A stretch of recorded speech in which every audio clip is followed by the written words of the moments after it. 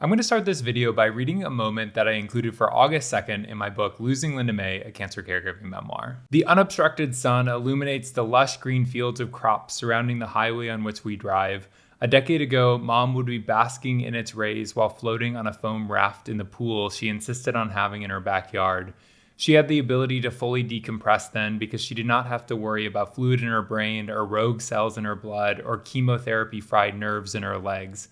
She was healthy, she was tan, she was age-defyingly beautiful. Lindsay would visit for a month, not a weekend. Our road trips would be to Wisconsin to see my mom's family, not going back and forth from a hospital.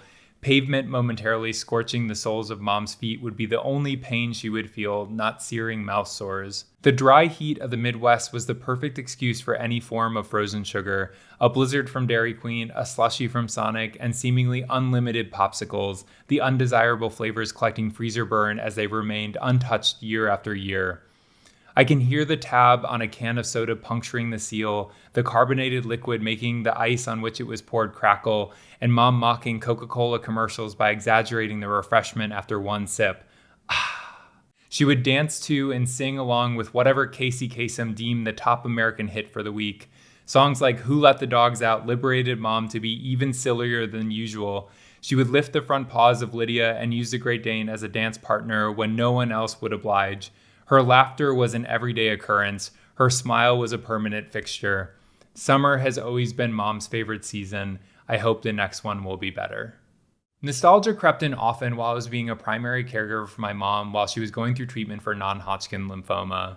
Being back in Wichita, Kansas, where I had primarily grown up, definitely was a factor. The feeling was really enjoyable when I first got back home because I was taking the same streets that I used to drive in high school. I was passing by the first place that I ever worked and the fast food restaurants that my mom would always take me to when I was a little kid. Very little had changed in the 8 years since I had left to go to college, but I felt like a completely different person. And it was such a nice reminder about how much I had grown since I was that little boy in Kansas who was gay and in the closet and couldn't fully express himself. However, as my mom's condition worsened while going through cancer treatments and the prospect of her making a full recovery felt more and more unlikely, that nostalgia started to feel really heavy and painful. Memories of the simpler times ended up being like these Trojan horses because at first you're celebrating their arrival, you're reminiscing, you're laughing, you're thinking about all the moments that you shared together, and then suddenly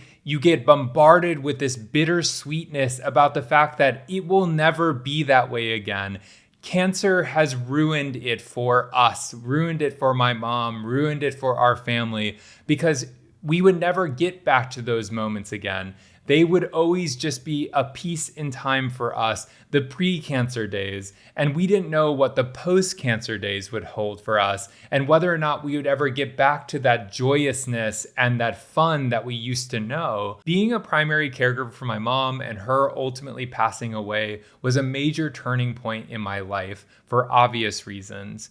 And it had so many ripple effects, one of which being that bitterness that followed the sweetness of nostalgia at that time has now become permanent for me.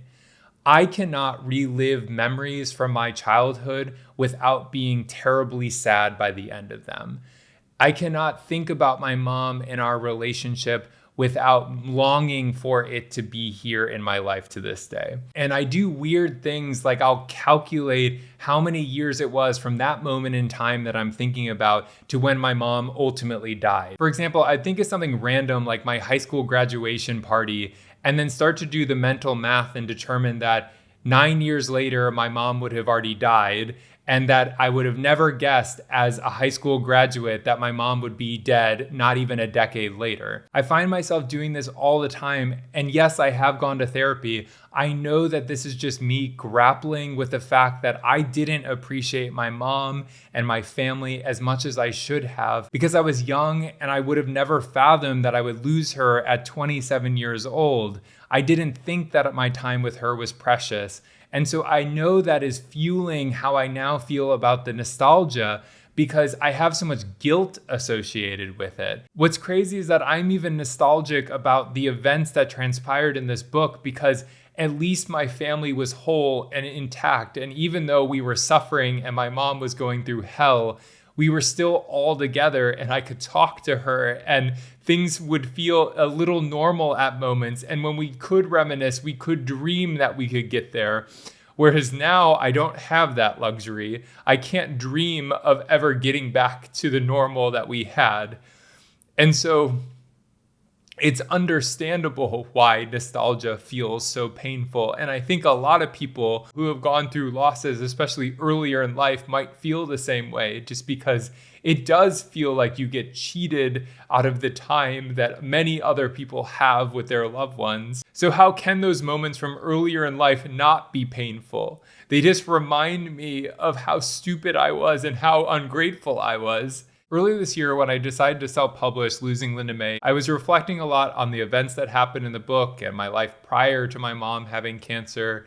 And I kind of isolated 2009 as the most idyllic year of my life. There were so many things that felt like they were working in my favor. I was at NYU studying film. I was thriving there. I had great friends. My family was completely intact. We had only suffered one major loss, which was my grandpa, Lauren. And the future just felt so bright for us collectively and for me individually. I started asking my friends what their most idyllic year was. And a lot of them looked blankly at me and said that it's a year to come. It's somewhere in the future. It was aspirational for them to think about this idea that in the future that they will attain something much better than they've ever had in their life or what they have currently. For me, what has happened to my family and in my life prevents me from ever going forward in time, because the losses that have been sustained and the damage that has been done is irreversible. And so even if I achieve all my aspirations 20 years from now, they won't ever match the period of time in my life that I had everything that I could have ever wanted. And I just didn't realize it in that moment.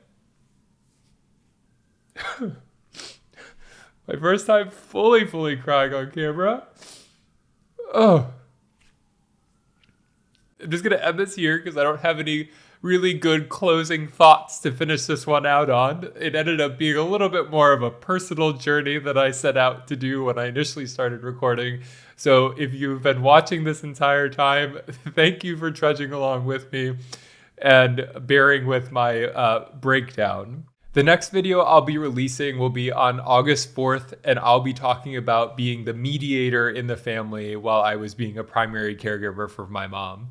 So hit subscribe, leave any questions in the comments. The link to my book is in the description, and I will see you all on the 4th.